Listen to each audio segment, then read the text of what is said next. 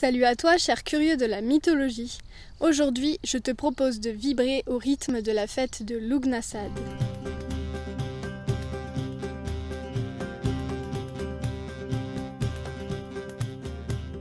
Lughnasadh est une fête de la tradition celtique.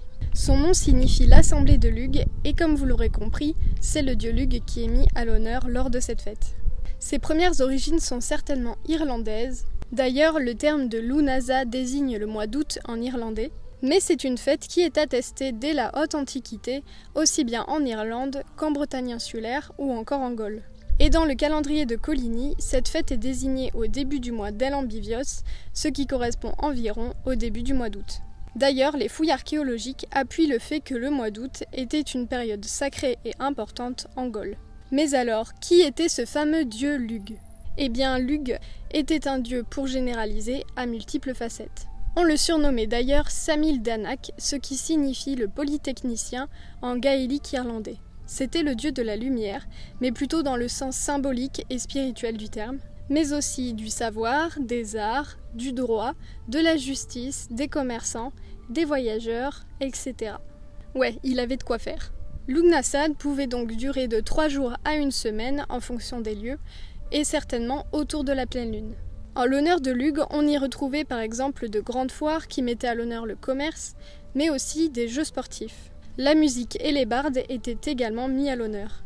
Les souverains étaient alors vus comme des guides, et c'était le temps où l'on réglait les problèmes, payait ses dettes, etc. D'ailleurs, c'était également la période des trêves militaires. Et oui, puisque l'énergie devait être concentrée sur les travaux de la terre. Lughnasadh était alors associé à la paix et à la prospérité. On raconte même que c'était la période où l'on rassemblait les biens communs afin de les répartir de manière équitable entre tous, dans un esprit d'égalité. C'était donc une période propice également aux unions. Et puis, comme on l'a évoqué brièvement, mais qui est le symbole principal de cette fête, c'était la période des récoltes.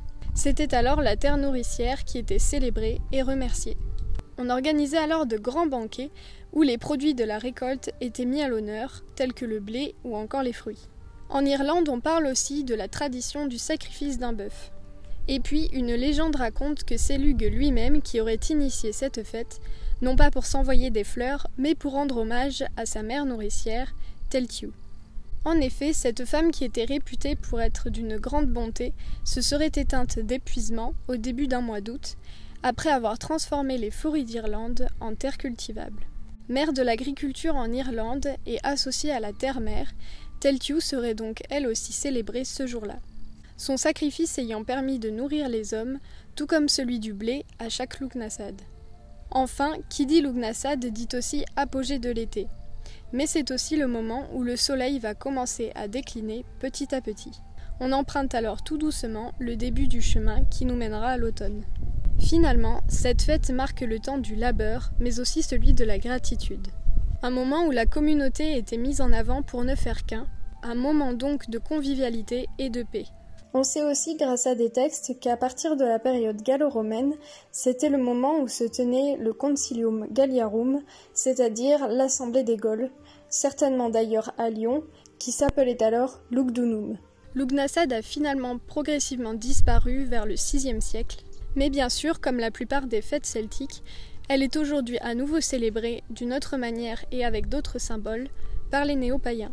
Quoi qu'il en soit, c'est une fête qui avait pour but de rassembler les hommes et de leur rappeler leur lien universel entre eux, mais aussi avec la terre.